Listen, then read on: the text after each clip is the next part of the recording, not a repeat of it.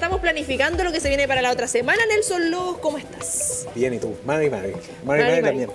Sí, eso vamos a dejar aquí las palabras de rigor básicas para poder presentarnos y también que la comunidad empiece a manejar todos estos términos. Abogado, historiador, magíster en Historia UDEC y director de Historia Mapuche, que estamos con este ciclo de conversaciones. Y yo voy a transparentar porque tú acá me dejaste tentadísima respecto al mate. Para la otra semana ya nos comprometemos. Obviamente. Ahí Cintia hablar un poquito de mate, de la cultura mapuche y en la nuestra también chilena. Es tan rico de la tradición matera. Para el invierno. No solamente para el invierno. Oye, ¿y cambiaba mucho la vestimenta del pueblo mapuche en invierno y verano?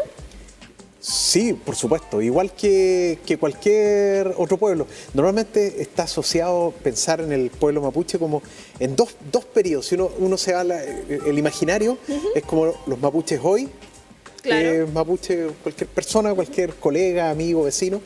Mapuche en modo ceremonial, claro. Y mapuche antiguo, que está este llamémoslo prejuicio de un tipo medio atarzanado, así, en el caso de los hombres, las mujeres igual, con una especie de taparrabo, ¿cierto? Lautaro en este tremendo trabajo, lo tengo que decir, porque un trabajo yo encuentro fantástico, la estatua que está en la Plaza de Armas, pero no tiene ningún rigor histórico. Eso esa es la reproducción del imaginario, sí. No es lo que dicen las fuentes documentales de cómo era Leftraro o Lautaro. Oye, aparte que sí, pues pensando el frío, aunque mucho verano tampoco, el país no te da para estar así. Claro, o sea, te quemas en el verano y en el invierno te da una pulmonía. Mira, nunca había hecho esa es la gracia de tener estos espacios que hacen ahí que uno se empieza a cuestionar todo esto. Palabras claves en esta conversación, tuculubún. Tuculubún es la vestimenta. Ya. Es la vestimenta. Macuñ. El macuñ es el poncho. Es Es que aquí le estamos aprendiendo, me cuesta un poco el macuñ con ella. El cupam es el chamal de las mujeres. Y chiripa. ¡Uy, chiripa! Me gusta. Chiripa. Sí, la gente dice, ¡oye, le sale de chiripa!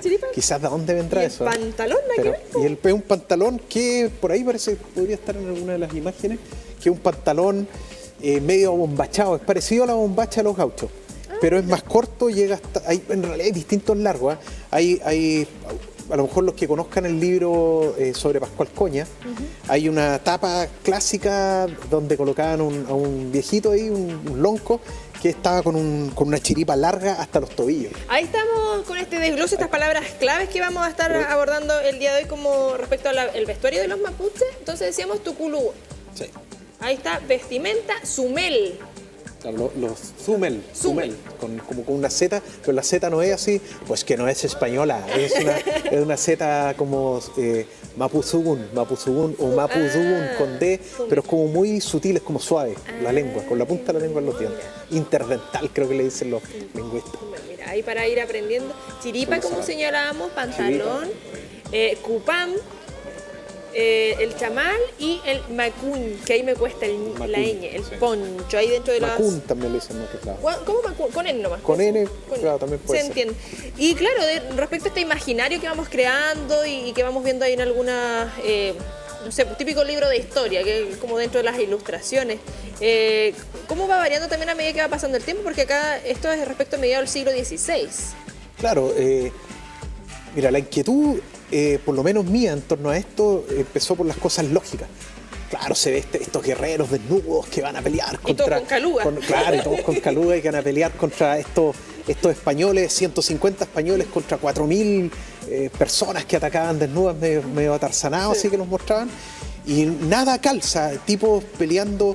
descubiertos, qué clase... Y claro, y por un lado se dice Lautaro, gran estratega, o Leftraro, pero manda a sus soldados a pelear desnudo, no calzaba. En pelota. En pelota.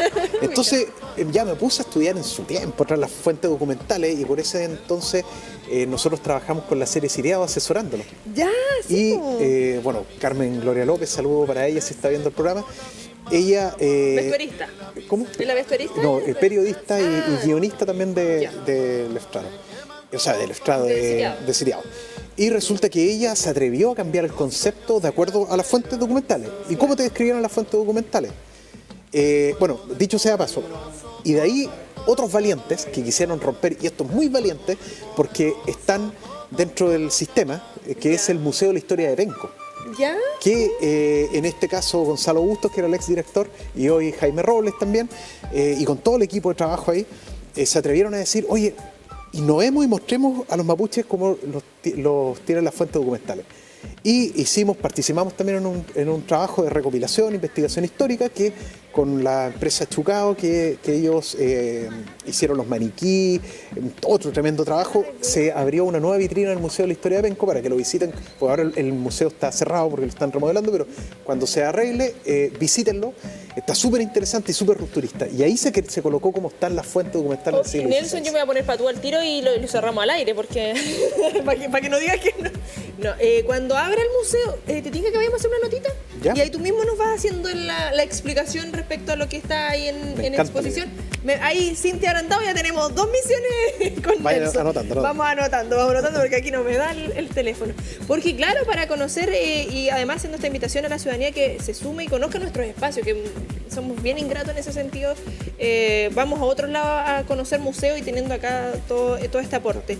¿Cómo fue ese trabajo? ¿Cómo señalabas tú de investigación? ¿Y qué nos dicen los documentos? Bueno, los documentos en realidad, las fuentes tempranas, cronistas principalmente, igual uno lo ve en los testamentos que había de mapuches después, periodo... ¿Pero se le daba importancia así como para dejar registro o dentro de la cotidianidad? Sí, le daban importancia porque... sobre todo los religiosos, pero también hay descripciones de militares, donde no sé, no me acuerdo quién dijo qué cosa, pero variaba la vestimenta entre los mapuches de Aconcagua, Mapocho, a los mapuches de Chiloé, por ejemplo de Chiloé, y que es obvio, zona Chiloé y Puerto Montt, que en realidad el nombre hasta los años 60 era Melipulli, después 50, 60, después cambió esto a Puerto Montt. Usaban unos sombreros de piel, con cuero y con harto pelo, para protegerse de la lluvia. Es obvio, pero ¿cómo iban a andar desnudos con los fríos que hacen allá? Entonces, y describen muy bien la indumentaria de hombres y mujeres, y también la de los mapuches hay una diferencia entre los de Aconcagua y los de Mapocho y Santiago. Los de Aconcagua vestían más a la usanza tradicional. Ahí hablan de unas plantas con las que hacían la ropa. En cambio, los de Mapocho estaban mucho más tahuantinsuyo, atihuantasuyados. ¿Cuál es el tahuantinsuyo? El imperio del Inca. Y habían tomado mucho la cultura quichua. Entonces se vestían con algodón, por ejemplo, y usaban la ropa de los incas, estaban cambiando incluso la cosmogonía, relacionándose espiritualmente con el sol, los de Mapocho. Entonces estaban más ahincados, por así decirlo. Que los de Aconcagua... Que mantenían, ellos estaban en la resistencia, eso era como, podríamos acá decir, dentro de lo tradicional. Lo tradicional, sí. ¿Y que eso sería el pantalón? Como estamos hablando. Sí, como claro, la descripción como una chiripa. Una chiripa. Claro. O sea, hablaban de unas camisas que les dejaban los hombros destapados. Ya. Protegido. El macuñ, no se habla del macuñ en esa época todavía. El macuñ aparece como en el siglo XVII. Lo que se habla es que como que se envolvían como una especie... Como vemos las fotos de por ejemplo, de los tehuelches. Ya. Mapuchizados también ellos, y que se enrollaban como un lulo, así se hacían. Ya, lo mismo los mapuches en esa época. Se enrollaban y se protegían así del frío. Descalzos también hay algunas descripciones. Ahí, por ejemplo, este es un trabajo del Museo de la Historia de Penco que nos facilitó esto. Súper, ahí con... Eric Vázquez fue el autor de estos PPT. Es como una capita. Claro, justamente esa es la mujer y los hombres, pero varía porque esto es más de Concepción y Penco. Las de Concepción, claro, ahí indica que andan como las del Mapocho, como que tú nos comentabas recién que traen las arcillas de cobre. Leamos, miren, el traje de esta gente era antiguamente unas mantas donde... de lana que les tomaba desde la cintura hasta las rodillas. Claro, hasta la cintura y hasta la rodilla, con una faja del tamaño y anchor de una cincha de caballo, se ata por la cintura, y otra manta pequeña echada por los hombros y presa en el pecho y dale hasta la cinta. Este era el antiguo traje, aun cuando ahora andan... Los más vestidos al modo del piru a causa de la ropa que de allá vienen de algodón. Son de buen parecer y dispuestos, y ellas por el consiguiente de buenos rostros. Precian de traer los cabellos largos, acostumbran las indias a pintarse la barba como los moriscos, hacen 3 rayas o media luna o la señal que se le antoja y los pechos de muñecas de los brazos. ¿Y eso cómo se lo pintaban? Con vegetales, tintas, o sea, tintas naturales. O sea, fíjense, hay uso de pinturas, hay uso de adornos, por ejemplo, creo que acá en Concepción se usaban de oro. El oro se usaba. A lo mejor era intercambiado comercialmente con el Inca, con el Tahuantinsuyo, porque había comercio, si no, no estaban estáticos, había un universo comercial. O sea, nada es raro que encuentren cosas de repente del Tahuantinsuyo en Villarrica, que había hallazgos. Y no es que hayan llegado necesariamente allá, comercio. Entonces, esto, y eso va variando de territorio en territorio. Pero también tenemos la ropa de guerra, la vestimenta de guerra que las están pasando aquí en la... Claro, porque no iban a andar ahí con el taparrabo. Peleando, claro.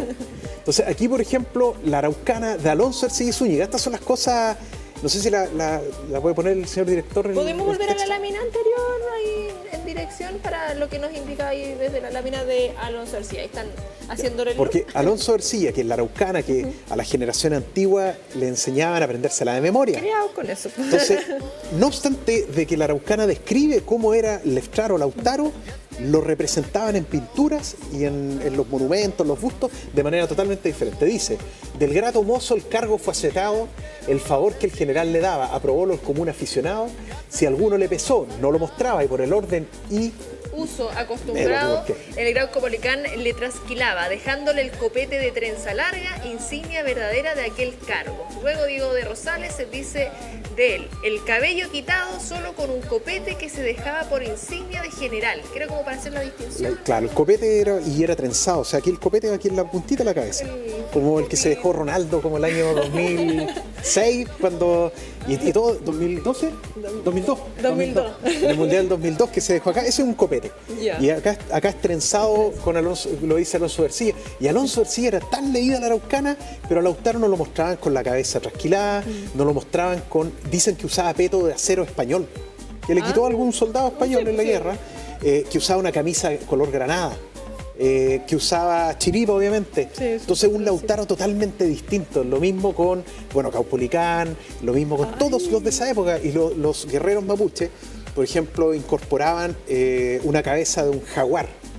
En el museo está la cabeza del jaguar.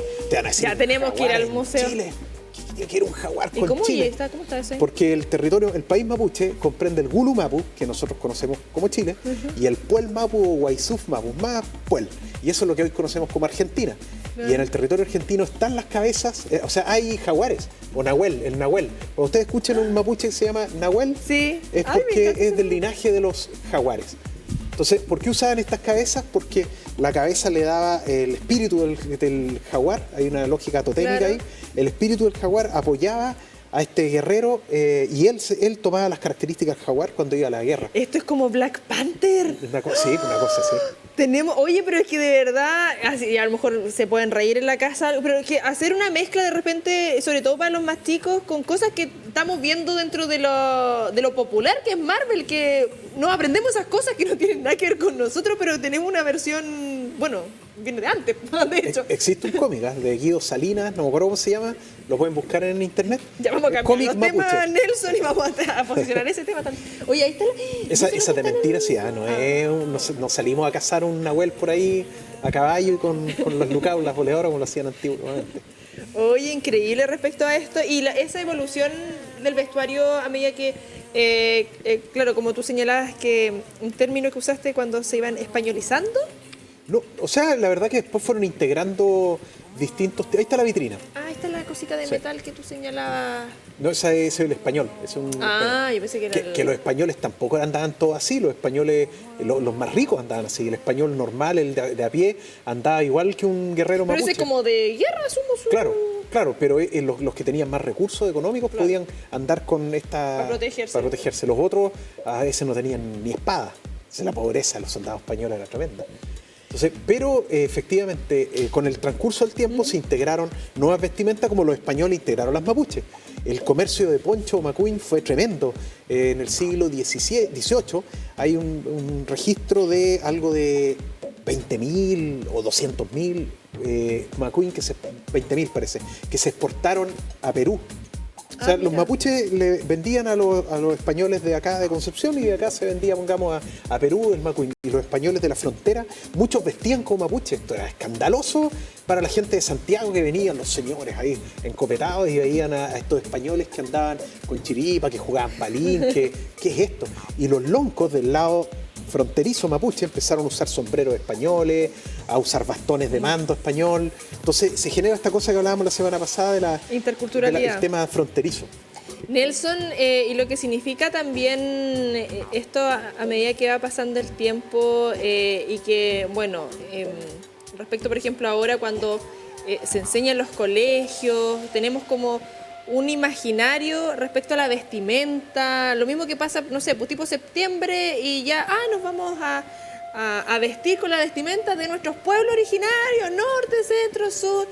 Y como que a veces, claro, quedamos como con esa imagen, no con dentro de la cotidianidad, cómo vamos cruzando eso y cómo también vamos acercando esto a las nuevas generaciones. O sea, la cotidianidad, las personas mayores, las mujeres sobre todo, y en algunos territorios usan la vestimenta, el munolonco, por ejemplo, que la pañoleta la usan, también el cupam lo usan, pero la gente mayor, las chicas más jóvenes...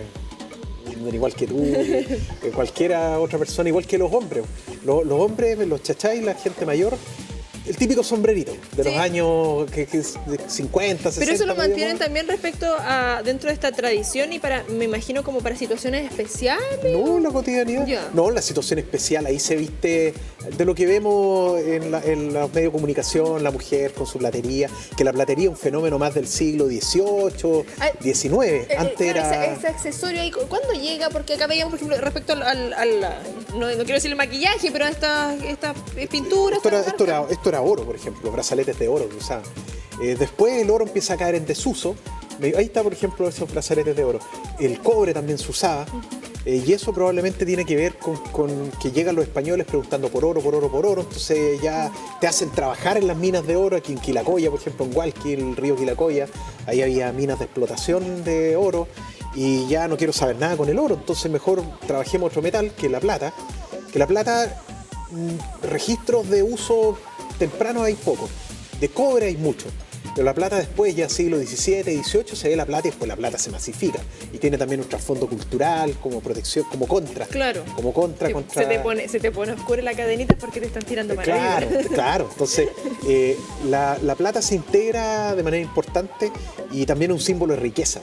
Entonces, los grandes señores, los ulmen, que ulmen es como un hombre rico, a sus esposas, a todas se procuraban de traer, de que tengan su mayor cantidad de platería, sus caballos ajaezados con plata por todos lados. Esto el gaucho en Argentina toma mucho esta tradición y andan con los cabezales, creo, los caballos, con plata también los gauchos, y eso es tradición mapuche.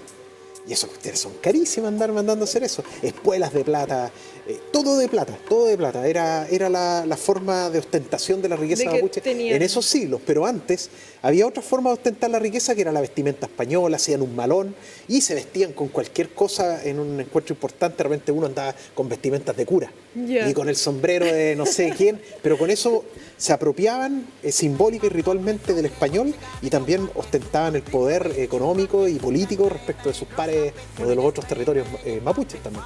Entonces la vestimenta es súper importante.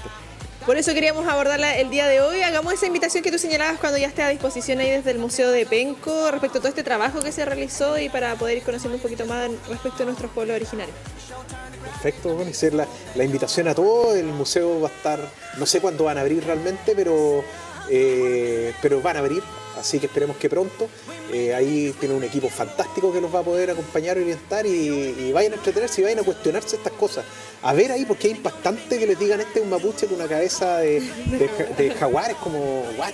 Y ahí están las fuentes, ustedes lo pueden leer y pueden conversarlo y pueden discutirlo en la casa. Esa es la idea, generar este debate y salir además de estos estereotipos y este imaginario creado que por muchas razones en realidad a veces no muy positivas. Y la otra semana nos vamos a cuestionar más temáticas con un matecito. Ahora adelante, un matecito.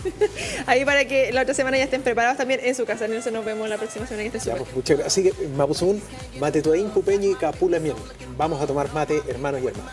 Me lo va a llevar por escrito. Para decirlo bien. Nos vemos. Salta. Pausa comercial y ya regresamos.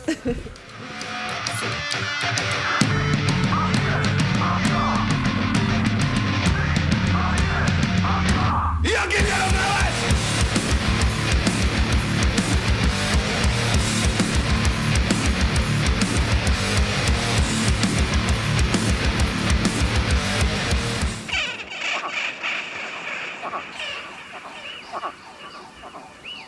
El gigante universo biológico es una compleja red de interacciones y procesos entre seres vivos, suelo, aire, agua y el paisaje en su totalidad.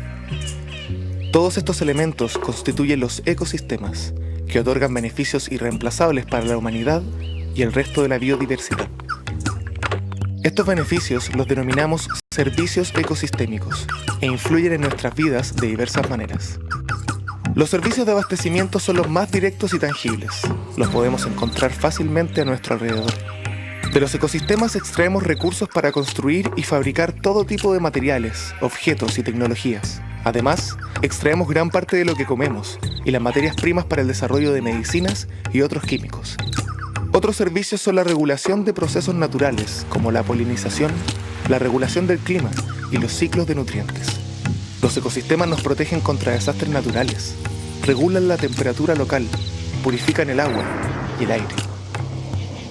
Los servicios ecosistémicos proporcionan las bases para el desarrollo de nuestras culturas.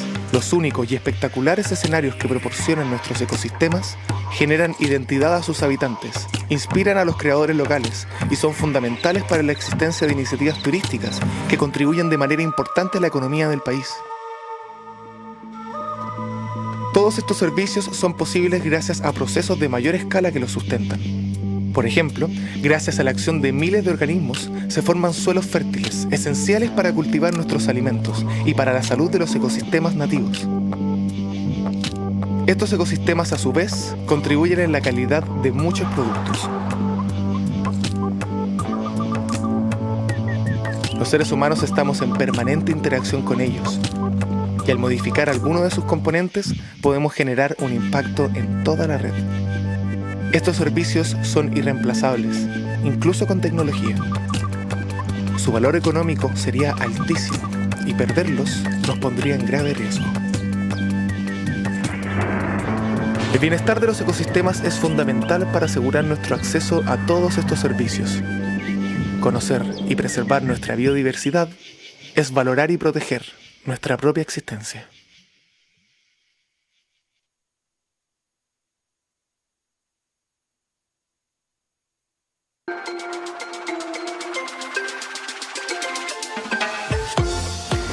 Más cordial bienvenida a un nuevo capítulo, por supuesto, de su programa de la mañana, el matinal, siempre juntos. La llegada de la primavera, primero empezamos a ver este cambio de horario, ¿cierto? Hay más luz solar y eso impacta en nuestro sistema endocrino, ¿ya? Lo que pasa es que nosotros empezamos a segregar más hormonas vinculadas con, por ejemplo, las endorfinas, las oxitocinas, serotonina, varias hormonas que están vinculadas con nuestro estado de ánimo. Hacer arte genera un estado de paz, independiente del resultado. Y esa es la parte terapéutica que tiene la pintura. En el caso mío, o sea, el arte, definitivamente lo mío va más vinculado a la pintura. Sí, ha sido un camino largo. Yo hoy día tengo 37 años y la verdad es que sí, ha pasado mucha agua debajo del puente, como se dice. ¿Cómo se dice? Sí, exacto. Y ¿sabes qué? Me parece curioso. Estoy viendo una serie que es la de Vicente Fernández, que es un actor mexicano. ¿Ya? Y uno ve ahí cómo el artista pasa distintos tipos de situaciones, muchas veces dolorosas, muchas veces frustraciones y todo el tema. Pero es tanto el amor y la pasión por la música que la persona sigue perseverando. Yo me considero un perseverante en este camino, entonces... Segundos más.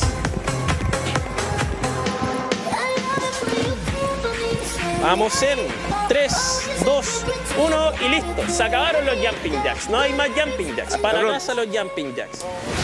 No se vaya y siga conectado de TVU Televisión. Un besito para todos. Chao. Nos vemos. Bien, bien.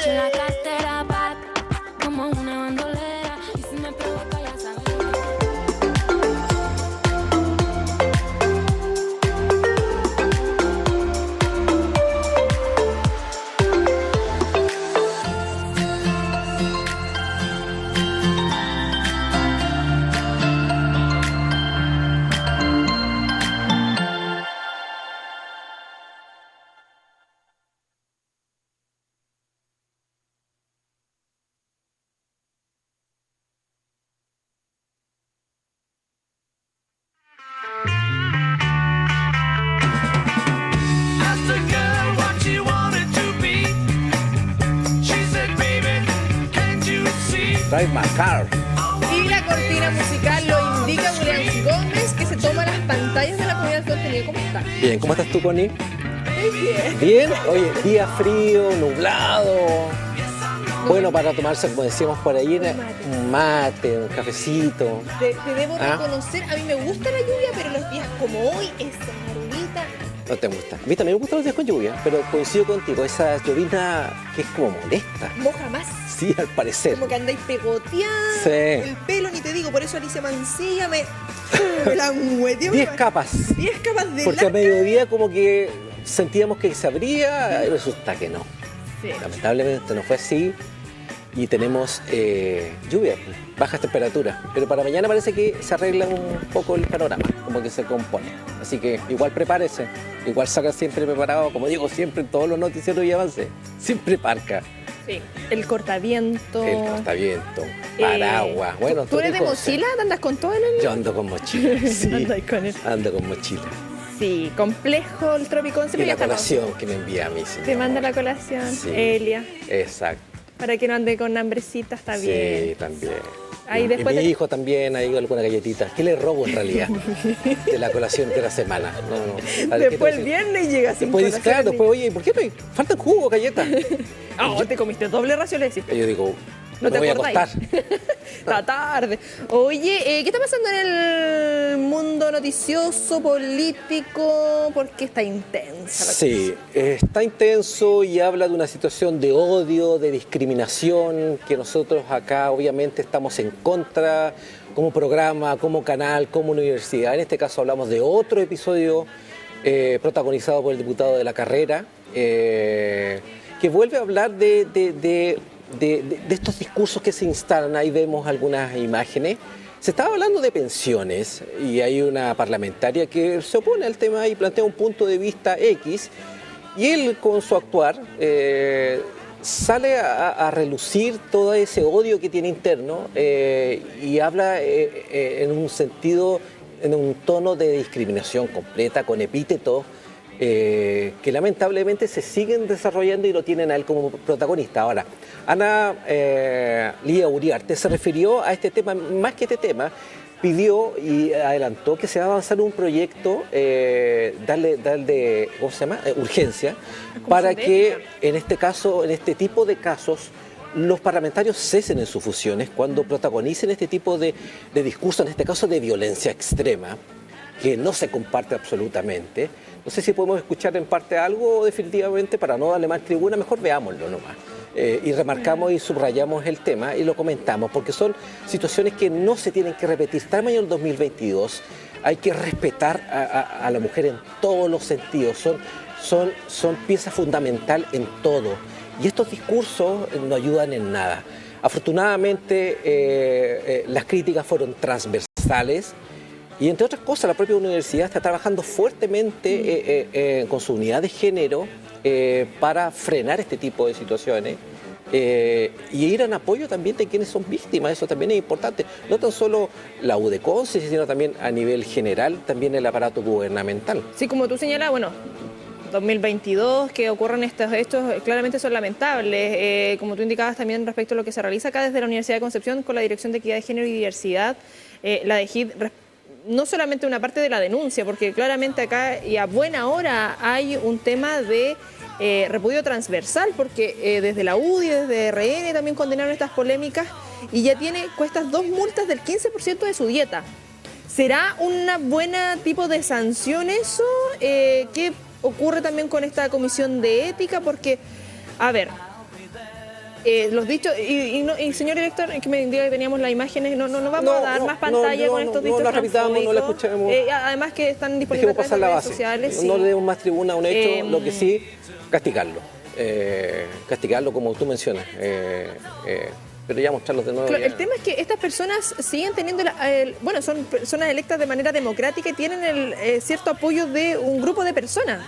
Eso es lo que también Sí, uno eso empieza llama ya- aún más la atención. Sí. Oye, remarcando lo que yo expresaba, digamos que sobre este tema en particular, y cito a la tercera, se refirió momentos después de ocurrido esto, la ministra de la Secretaría General de la Presidencia, SECPRES, Analía Uriarte, quien condenó las palabras del legislador y señaló que nos asombra que el diputado de la carrera olvide que es un diputado de la República. Mira, buen punto ese. Sí. Él representa no tan solo a las personas que lo eligen, él representa a el Congreso, representa también ideales que, claro, se espera se vean expresados en bien común, en llamados a consensos, pero no este tipo de llamados. Entonces, Los llamados honorables. Ya, los llamados honorables.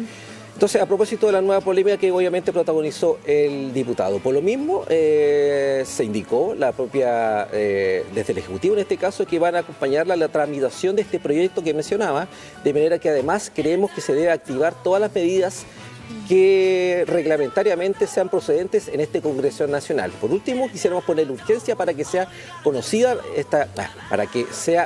reforma constitucional y con ello dejar en claro que nosotros como gobierno no omitimos la discriminación, la violencia y el maltrato.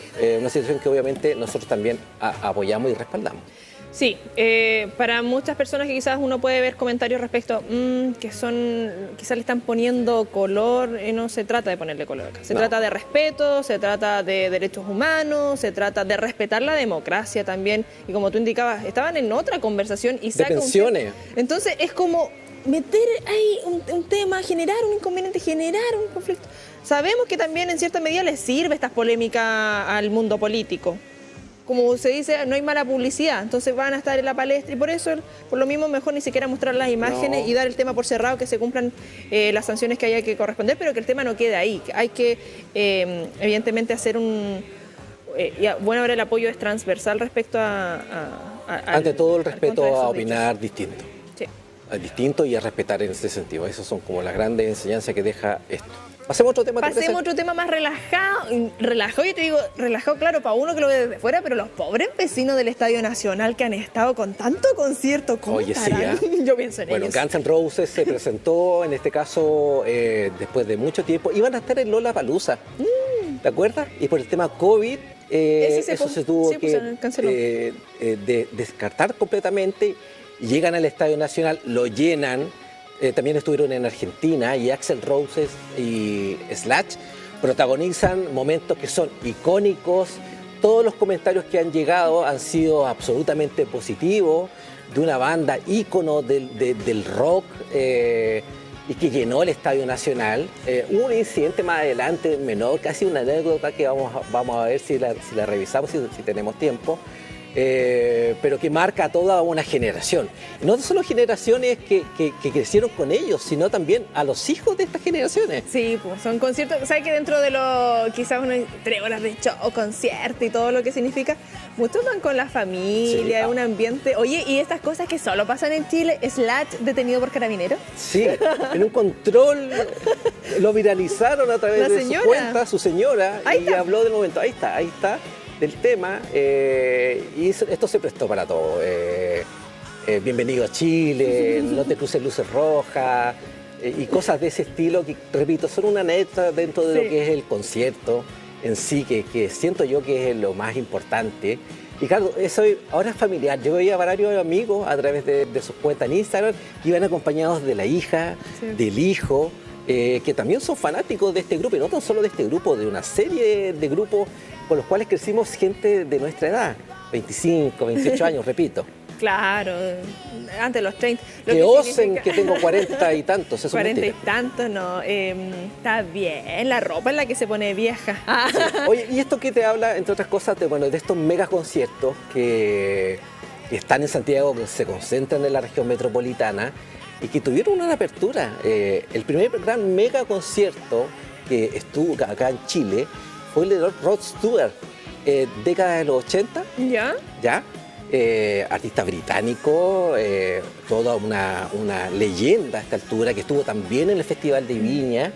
Y a quienes vieron la serie de los 80 de Canal 13, hay un capítulo incluso en el cual se habla de este evento en particular. Y lo otro, a nivel local, el primer gran concierto, Cyndi Lauper, en el antiguo estadio Roa, que lamentablemente no se llenó.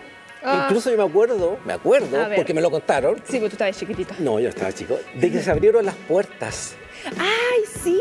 Se abrieron las puertas. El primer concierto de Cyndi Lauper fue en Santiago. Y de ahí Y que vino se daban hacia con acá, los por lo que me partidos, acuerdo. con los partidos también se dan en el segundo tiempo que dejaban entrar a la Claro, los gente, últimos ¿verdad? 20 minutos. Sí, Que no, buen igual dato se de eso. agradece. Los últimos 20. Sí, yo iba todos los últimos 20 minutos. Oye, y estas imágenes en Full HD, es que ¿sabes lo que pasa también? Estamos hablando 90, que más allá del boca en boca de la radio, de la televisión, que no todas las personas quizás contaban con la televisión en la casa, no se hacía tanta difusión como ahora, que estas filas virtuales, que yo de verdad me saco el sombrero de aquellas personas que están ahí, F5, F5, F5, F5. Esperando. Aunque yo soy partidaria, y aquí me pongo un poco suave a mis cosas, no, hay que volver a esta cosa de ir a comprar el ticket, de la presencialidad, de la fila que se hacía ahí en Barros con Castellón para comprar su ticket, porque encuentro que es injusto que cuando el F5, si tenéis mejor internet, ganaste tú, y la persona que se levantó temprano llegó ahí a hacer su fila. Sí, bueno, ese es otro gran tema, la virtualidad. Que hubiese pasado con estos conciertos. Se pide uno la jornada en el trabajo y se va a hacer la se fila. va nomás, permiso, y se firma. Nada, pero es lindo recordar para los que son fanáticos de estos grupos. Bueno, yo soy fanático de Pink Floyd, entonces a Roger Waters fui, y fue un gran evento, me acuerdo. Una obra de teatro montada en el Estadio Nacional, en partes de Wall en este caso. ¿Ya? Notable, entonces me imagino lo que vivieron la gente cercana, fanáticos de Guns N' Roses, tiene que haber sido, bueno, así fue un gran concierto que va a quedar marcado en las mentes de muchos niños, hijos, papás, mamás y así. Y no supimos de incidentes, ese es el tema, la y no hubo seguridad incidente. también, del respeto al momento de ir a presenciar estos shows de una manera familiar, tranquila. Así, uno está invirtiendo, es una inversión, no es un gasto de plata, es una inversión en un buen momento, en un buen recuerdo, en un lindo momento en familia y que se siga Y manteniendo conciertos así. que no son lo mismo de antes, ahora es ante todo son una apuesta audiovisual imponente, con pantallas de alta resolución, con sonidos envolventes, y así. Lo único que se remarcaba era que en algunos tonos Axl no llegaba a lo que se esperaba de ¿Qué edad antes. tiene, oye? ¿Ah? ¿Qué edad No, tiene? me pillaste. Me Vamos a pillaste la buscar. edad que tiene en este caso. Tiene, oye, joven, 60 nomás. 60. 60. Ah, Ay, no, más, digo, pero sí. yo pensé como el director de ahora, que está es que el director switchando. de ahora 60, no, Caco. es más Lolo. No, yo creo que bordea eso. Yo pensé que tenía O más. como Carlos Aguilera, Carlos Mauro Aguilera Márquez. ellos están rejuñando los 60. Por ahí, directores a todo esto. Para que se sepa. Los van a conocer. Un día los vamos a presentar a todos. ¿Ah? ¿Están listos para jubilar? ¿Para qué? No sé, Oye, pero- hagamos eso.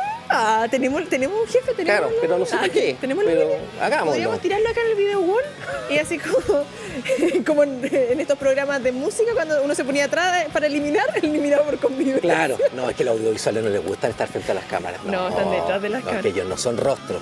No. Frase de siempre de Mauricio Márquez. Mañana lo voy a mostrar. ¿Ya? Oh, Saludo ya. a él. Pero ¿por qué no mostremos tus redes sociales? Ahí está. Ay, usted también. Las mías están cerraditas. Ah, bueno. Oye, recomendaciones. ¿Qué es lo que trae el día de hoy? Oye, vamos con cine y antes de cine sigamos lo que hablamos ayer en cuanto a series y cómo Hollywood en este caso transforma las series en películas. Y vamos a hablar de una película, de una serie, seguimos con los 60, llamada El Fugitivo. Richard Kimball, un doctor acusado de un delito que no cometió. Y a través de toda la serie, imagínate, él siempre está detrás de quién es el asesino. Entonces busca pistas para llegar a... Esa es la serie, y aquí estamos viendo David Janssen, en este caso como protagonista del doctor Richard Kimball. De esto que estamos viendo acá, los papás nuestros deben estar gozando si es que están viendo esto, porque al igual que... Es la hora de 11, así que es probable que No, estén deben ahí. estar. Al igual que, por ejemplo, Los Intocables, Misión Imposible que vimos ayer, son series notables. Hulk también, El Hombre Increíble, pero esa es un poquito más contemporánea. Estamos hablando del 63. Imagínate, 63, y ahí lo toma después Andrew Davis, vamos a verlo más adelante, y transforma esta serie en película. En una película, en este caso, protagonizada por Harrison Ford, Indiana Jones, Búsqueda Frenética, y así. La historia es la misma, y tiene como coprotagonista, que lo persigue durante toda la película, a Tommy Lee Jones, actorazo. Tommy Lee Jones, me Estuvo en una de las películas de Batman, una de las tantas películas malas que se hicieron de Batman.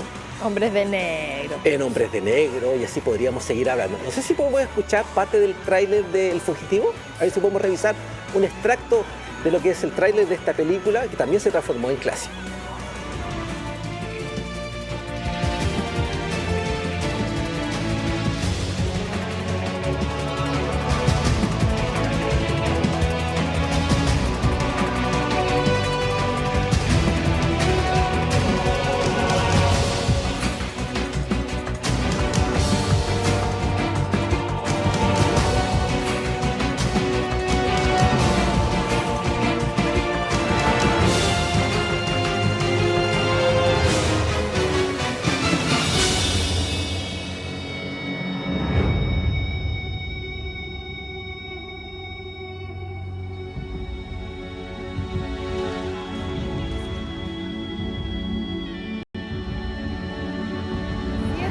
Ahí sí, ahora sí que sí. Del 63 al 67, 4 temporadas, 120 capítulos. Y lo que comentamos mientras veíamos el trailer. Exitazo. Ya no, en esa época no te podías pegar la maratón ahora con como los servicios de streaming de el fin de semana la devoro. No, ahí teníais que esperar. Sí, esperar, la ansiedad, oye. O sea, es el Stranger Things de hoy, para que lo entiendan los lolos. Los lolos. Una gran película, recomendable absolutamente. No me acuerdo en qué aplicación o formato debe estar, pero tiene que estar por ahí. HBO Max. A los que tienen, revísenla. Súper buena película que tiene escenas notables, como por ejemplo esa y la actuación de Tommy Lee Jones como el policía que lo persigue. Uno dice, deja de perseguirlo, hombre, si él no es el culpable. Entonces tiene una trama muy buena, que en ese sentido se aplaude y ya es un clásico, igual que lo que vimos ayer con Sueños de Libertad, Sueños de Fuga. Sueños de Fuga. Y está disponible en HBO Max. Y la siguiente recomendación. No sé si la tenemos. Es un documental histórico que habla, como todo documental, de una realidad. Porque ayer hablábamos de lo que significaba la película de Marilyn, tratada casi como documental, pero en este sentido está versionada por una actriz, se encarnan personajes, acá no. Estamos detrás de dos historias, la de Malcolm X y la de Ali, el más grande boxeador que ha existido en el mundo y que protagoniza este documental que habla de la historia de vida y de la conexión que tienen ambos, del paso al Islam por parte de Cassius Clay. ¿Hermanos de sangre? ¿Ah? ¿Hermanos de sangre? No me acuerdo el nombre, pero está en Netflix, revísela. Es un documento notable, histórico, con una fotografía, están viendo, con momentos trascendentales en la trama, cuando asesinan a Malcolm X, cuando se enemistan, se alejan, sobre todo Ali se aleja de él, y se cuenta toda esa historia con documentos y entrevistas de quienes estuvieron cercanos a ambos. Hay una película también que protagonizó Will Smith, que digamos en el último tiempo fue bastante criticado con su actuación a la hora de los Oscars, recuerden lo que pasó con él y Chris Rock. Y Will Smith protagoniza en una película de Michael Mann, quien dirigió Colateral, Miami Vice, la nueva versión de Miami Vice, y encarna a Ali también en un papel que con absoluta credibilidad, o sea, se le cree absolutamente, adquirió otra forma física, se puso en el papel del personaje y lo logró absolutamente. Y aquí tenemos el otro lado, la versión cercana de la historia de ambos, que son íconos de la cultura, del deporte, de Norteamérica, de Estados Unidos y al final de la globalidad, porque Malcolm X en ese sentido también muy cercano a lo que significa como personaje en Martin Luther King. Entonces, véala, revísala, el tratamiento es a mí que me gustan los documentales y que vamos a estar la próxima semana, recuerden, viendo documentales, cortos y películas chilenas. Ahí está. Hermanos de sangre. Sí, eso estaba aquí buscando porque hay otra serie en Netflix que es ¿Quién mató a Malcolm X? Entonces ahí tenía la duda si era respecto a Hermanos de Sangre o la no, y hay varios documentales también sobre Ali, hay miles. Netflix, ¿sabes? Acá dentro del, el comentario más personal, no sé qué opinas tú, tiene una manera de realizar documentales porque sabemos que estos servicios de streaming sirven como plataforma de difusión muchas veces de productoras más independientes y los posicionan ahí en su servicio. Pero Netflix, cuando son autores, tienen una forma de contar la historia que, bueno, por algo también la rompieron llegando como aplicación y en los dispositivos móviles.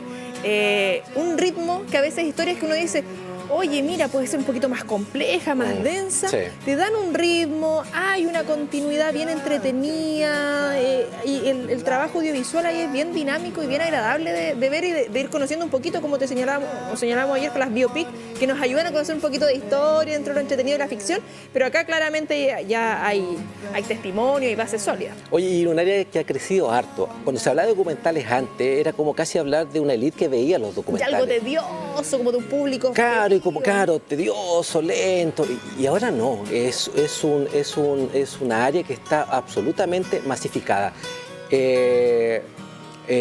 Cooperativa, para quienes quieran seguir, tiene algo que se llama temporal de documentales, ¿Ya? que siempre destacan con entrevistas incluso a documentalistas chilenos. Y exhiben estos documentales, Onda Media, la página del cine, de los cortos, de los documentales chilenos, también visítela. Y nosotros muy cercanos tenemos lo que fue Atacamex, Acá en la Universidad de Concepción. en la Universidad de Concepción, y una serie de especialistas y directores notables acá en la región del Biobío, en la región de Ñuble, que también están trabajando fuertemente hace mucho tiempo los documentales y los cortos. Entonces, la invitación, vean este documental, valga la redundancia, una invitación a seguir conociendo de estos personajes que son un íconos en todo sentido. Y algo para sumar, como tú señalabas, respecto a Onda Media, documentalistas destacadas en nuestro país. Maite Alberdi, Paula Castillo, por mencionar algunas, renombradas a nivel internacional. Bueno, veamos lo que pasó con el agente Topo. Así es. Así que la 11 y varias Sí. que íbamos a ir destacando que están Sí. en Onda Media respecto también a lo que tenemos en nuestro producto nacional. Williams, gracias pues. Gracias a ti. El Oye, agüita gracias por el bien, agüita. Está heladita, está en la taladita, temperatura justo para el momento ideal, ¿Alguna para esta queja? temperatura. No estamos anotando. No, nada, todo bien. Ya todo me bien. parece, aprobado. Señor director, estamos entonces ya. Entonces nos podemos ir a la pausa comercial. Seguimos acá esta tarde en la comunidad del contenido. Vamos y regresamos.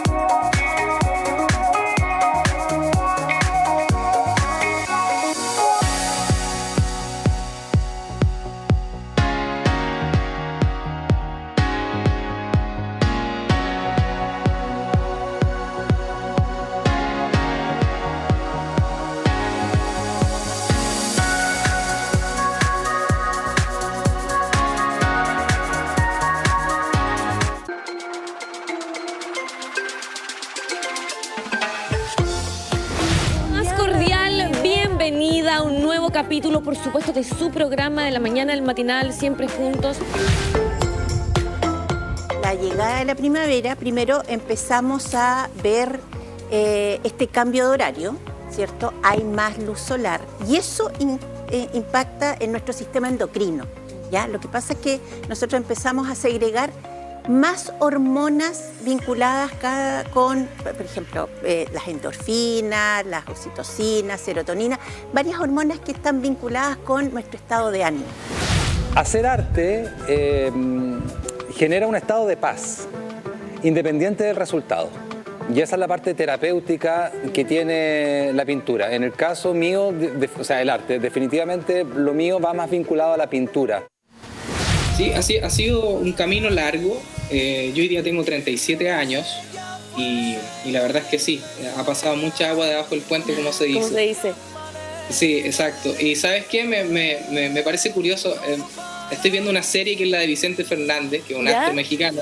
¿Ya? Y uno ve ahí cómo el artista pasa distintos tipos de situaciones, muchas veces dolorosas, muchas veces frustraciones y todo el tema. Pero es tanto el amor y la pasión por la música que la persona sigue perseverando. Yo me considero un perseverante en este camino, entonces...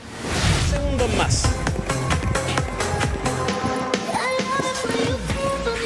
Vamos en 3, 2, 1 y listo. Se acabaron los jumping jacks. No hay más jumping jacks. Para casa los jumping jacks. No se vaya y siga conectado de TVU Televisión. Un besito para todos. Chao. Nos vemos. Bien, bien. Como una bandolera, y si me provoca ya sabes.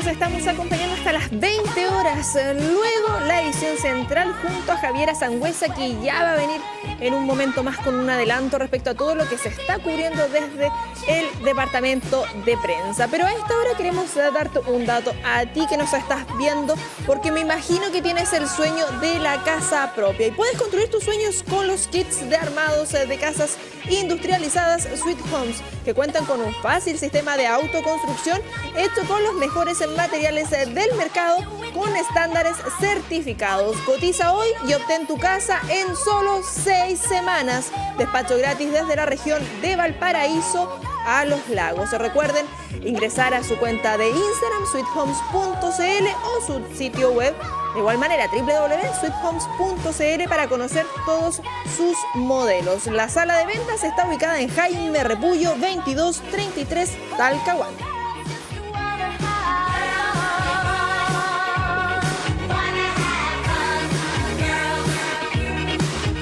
Y una temática que también sabemos que le preocupan a muchas personas y sobre todo a quienes nos están viendo a esta hora de la tarde, tiene que ver con la salud. Si tú tienes ISAPRE y has vivido algún tipo de alza, ¿qué ocurre en esa materia? Junto a Constanza Sarkis en el matinal Siempre Juntos, los miércoles legales, lo dedicaron especialmente a esto junto al abogado Sergio Nelson. ¿Qué ocurre? ¿Qué cosas legales hay en esto? Lo queremos ver a continuación. Partamos con el concepto de cómo se deben pactar los contratos de salud de las ISAPRES para recibir las distintas prestaciones de servicio. Primero vamos con lo técnico de lo que son las ISAPRES, de las prestaciones, para luego entonces entrar en todo lo que tiene que ver con el escenario de adecuación y de la diversa, de la alza de la ISAPRE, que es al parecer cierto algo que ocurre y que va a seguir ocurriendo. Como dices tú, vamos a partir con la parte técnica, porque posteriormente lo mismo que vamos a conversar ahora lo vamos a aplicar a la situación que se está viviendo hoy en día como país, con lo que es la ISAPRE. Y en relación a lo que dices tú de tu primera pregunta, al hablar de cómo pactar un contrato de ISAPRE, estamos hablando en el fondo, como se dice en nuestro idioma, es un acuerdo de voluntades, considerando que la ISAPRE presenta un contrato de prestaciones de servicio determinada en relación a la salud, al futuro afiliado o al futuro usuario de estas prestaciones, Y ese contrato debe contener todas las prestaciones, la cobertura que va a realizar y también debe prestar un contrato que sea realmente adecuado a los ingresos del futuro afiliado.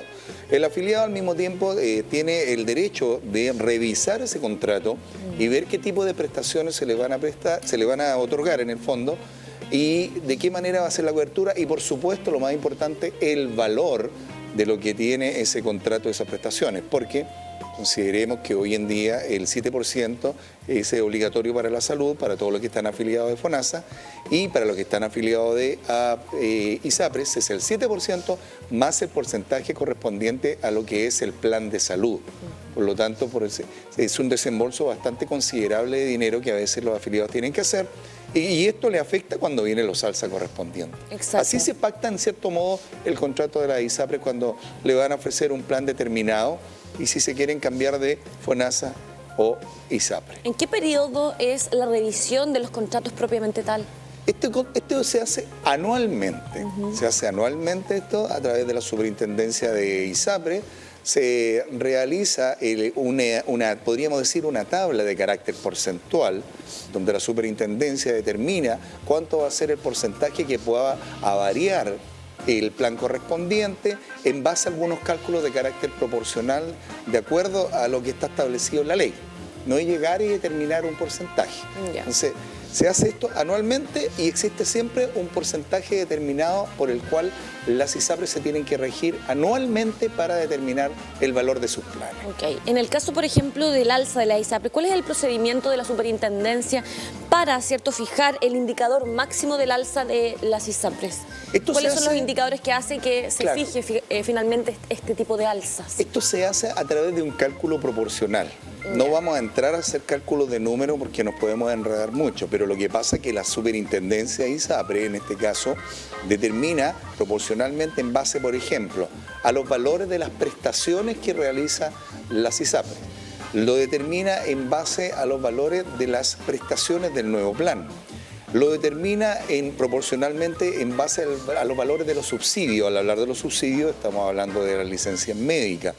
Y en realidad, en base a todos esos cálculos, saca un porcentaje determinado y en la variación también del IPC se hace un cálculo en una fórmula determinada también. Y en esa fórmula se determina, estoy repitiendo mucho la palabra determinado, pero se determina el porcentaje de variación que van a tener anualmente las ISAPRES, que es lo que estaba pasando, lo que pasó anteriormente ahora con los planes. Claro. Todo es proporcional en base a las prestaciones, a los servicios y a lo que realmente se ocupa de acuerdo al plan establecido de la ISAPRES. ¿Cuándo comenzarán a regir los nuevos precios que se le está poniendo a las ISAPRES? Mira, hay que considerar que este cálculo se realiza los 10 primeros días de marzo, ya primero que todo.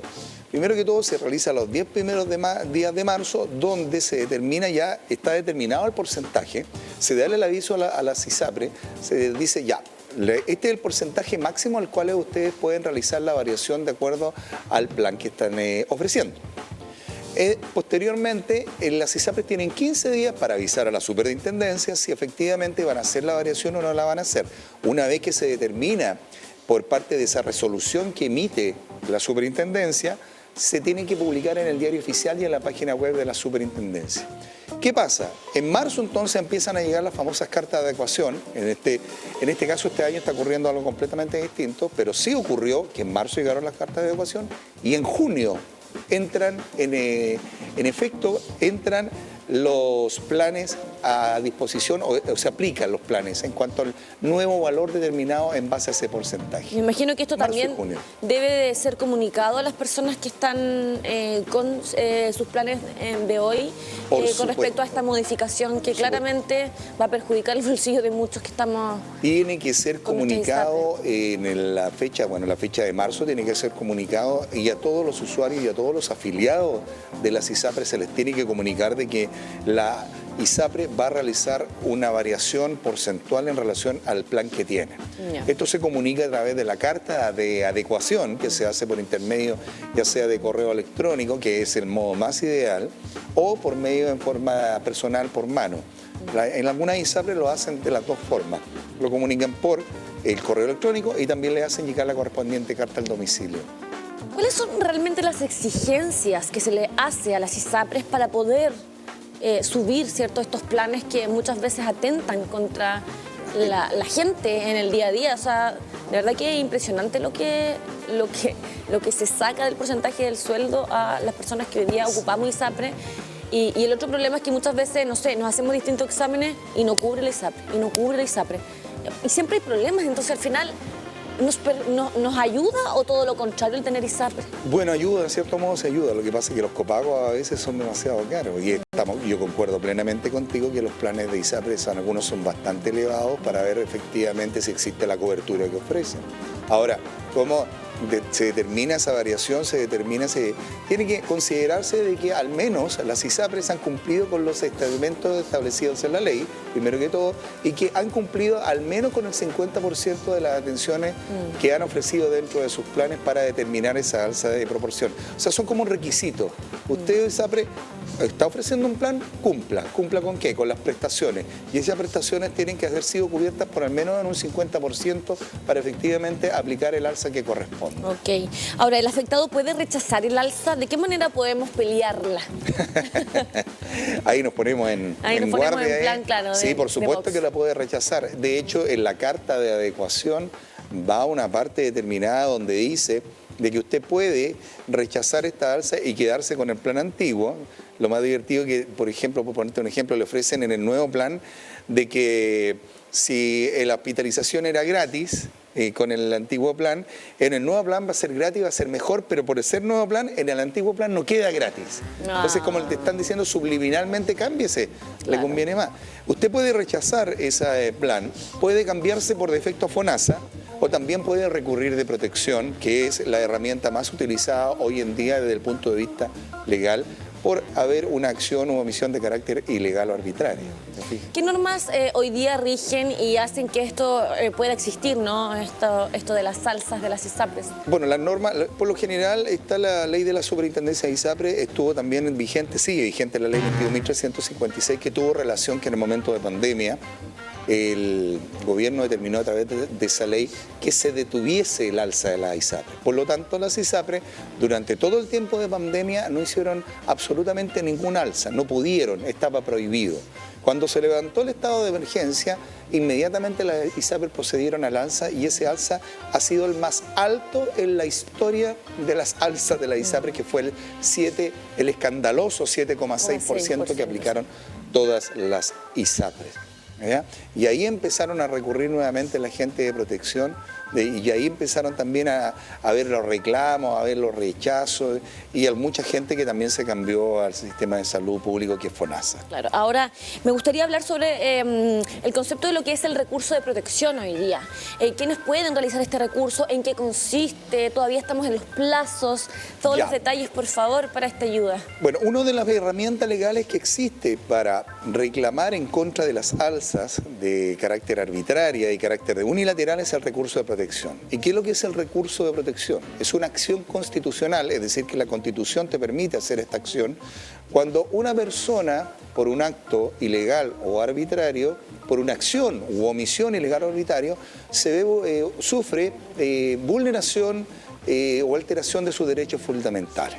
Entonces, ¿qué pasa? El artículo 19 de la Constitución chilena determina ciertos derechos que la ciudadanía tiene a su favor. Cuando estos derechos se ven vulnerados, nosotros podemos recurrir de protección que está determinado en el artículo 20 de nuestra Constitución y determina cuáles son los numerales del artículo 19 que pueden verse afectados y pueden recurrirse de protección. Por lo general, el derecho a la propiedad es el que más afecta en lo que es en relación al ISAPRE. ¿Por qué? Porque consideramos que la ISAPRE en forma unilateral ha cometido un acto de carácter arbitrario, no necesariamente legal, porque no está contra la ley, porque está cumpliendo los requisitos de la ley, pero sí de carácter arbitrario. Cuando hablamos de carácter arbitrario es porque por mero capricho, en este caso, que hace estos tipos de cambios. Y por ser unilateral, es decir, si bien es cierto, le informa de que va a haber un alza, pero en ningún momento le consulta. ¿Está de acuerdo con el alza? Simplemente ellos lo suben. Y en ese momento se ve vulnerado una de las garantías constitucionales, que es el derecho a propiedad. Y al verse vulnerado, la persona puede recurrir durante el proceso de 30 días desde que ocurrió la acción o omisión ilegal o arbitraria. Es decir, si la carta de adecuación, considerando el proceso anterior, Le llegó el 30 de marzo, tiene hasta el 30 de abril para recurrir de protección. Siempre hay que considerar eso. Ahora, en el escenario actual de Chile, ¿qué es lo que ocurrió justamente con el recurso de protección de varias personas, de varios chilenos, justamente en contra de las ISAPRES? Bueno, este es un tema, Constanza, muy interesante que a mi haber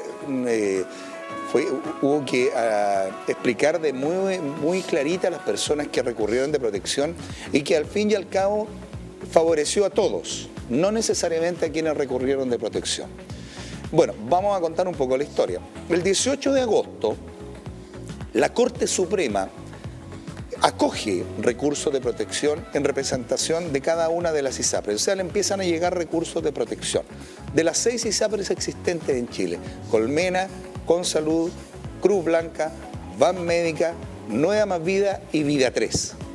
Las 6 ISAPRES hacen sus correspondientes recursos, perdón, los usuarios, los afiliados hacen los correspondientes recursos y la Corte Suprema los acoge. Entonces la Corte Suprema dice, a ver, ya acogimos esto. Al acoger esto se tiene que reversar el 7.6 y por lo tanto además la ISAPRE tiene que reembolsar las costas del juicio y por lo tanto ese 7.6 queda nulo. Entonces sacamos esto.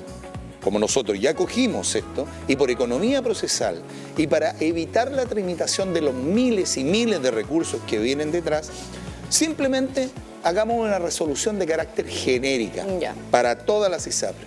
La orden entonces se determina en que queda absolutamente nulo o sin efecto el 7,6%. Por lo tanto, desaparece ese 7,6%. ¿Ya? Y todas las ISAPRES dicen, bueno, ¿qué vamos a hacer? Simplemente usted no puede aplicar ese 7,6%. Entonces, ¿qué pasó?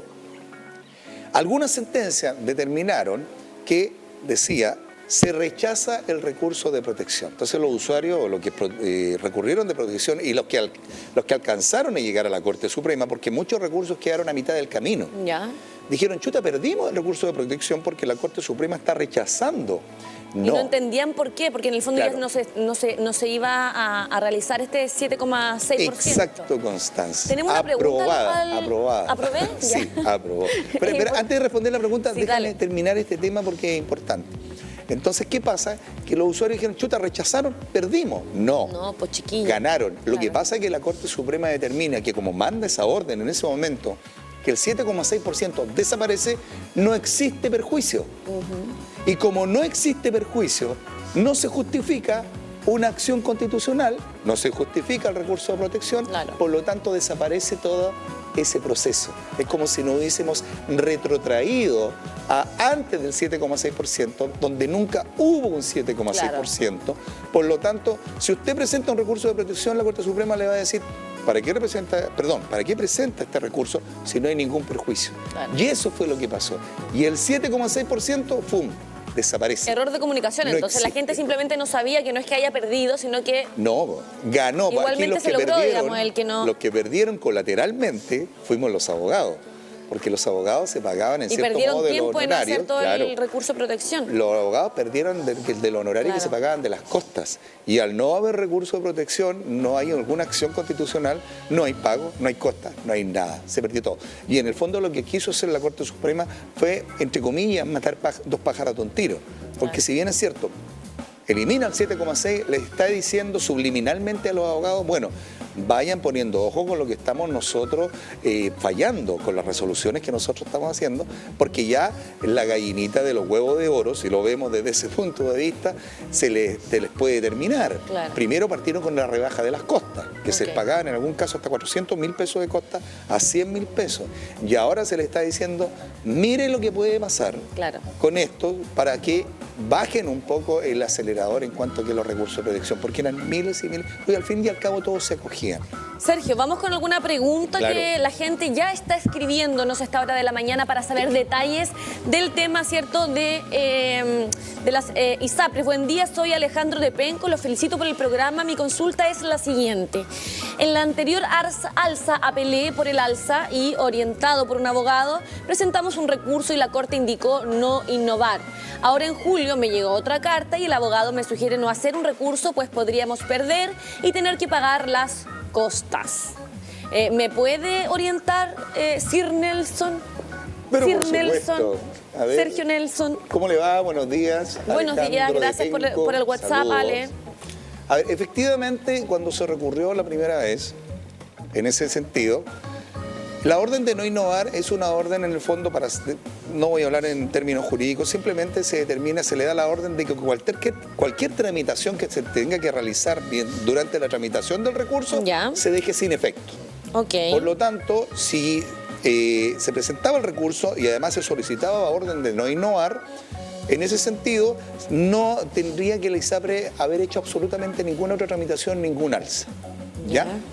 ¿Qué pasa, querido amigo? Efectivamente, el abogado le dice ahora de que no recurre porque podrían perder y tendrían que pagar las costas. Es efectivo. Por eso es lo que ocurrió. La Corte Suprema hizo esta orden para decirle al abogado, mire lo que está pasando. ¿Ya? Mire lo que va a pasar si ustedes pueden recurrir. Ahora se corre un riesgo más grande. Entonces, es efectivo, se puede recurrir, de todas maneras.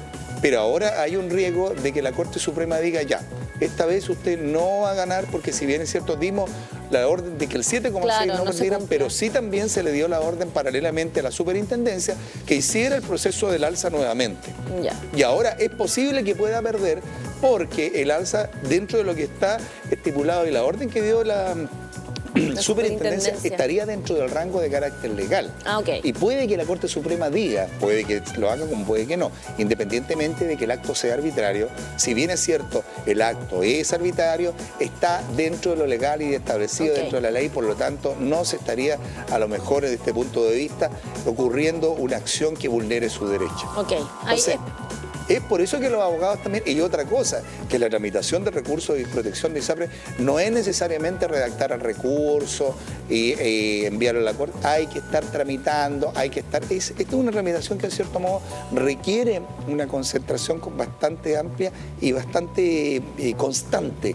No es que ya usted recurrió y se olvidó, no. Tenemos que estar ahí viendo todo eso. Entonces, ¿vamos con una siguiente pregunta? Pero claro, por supuesto. A esta hora de la mañana la gente nos pregunta aquí en el matinal sobre el tema de las ISAPRES y sus alzas. Hola, buen día, soy Camilo. ¿Qué pasa si quedo cesante y no puedo seguir pagando mi ISAPRE? Bueno, primero que todo tiene que dar aviso a la ISAPRE. La ISAPRE, por supuesto, le va a informar a usted la situación que tiene que hacer y lo más probable que le diga de que tendría que renunciar a la ISAPRE porque si no va a generar una deuda con la ISAPRE y después le van a empezar a cobrar.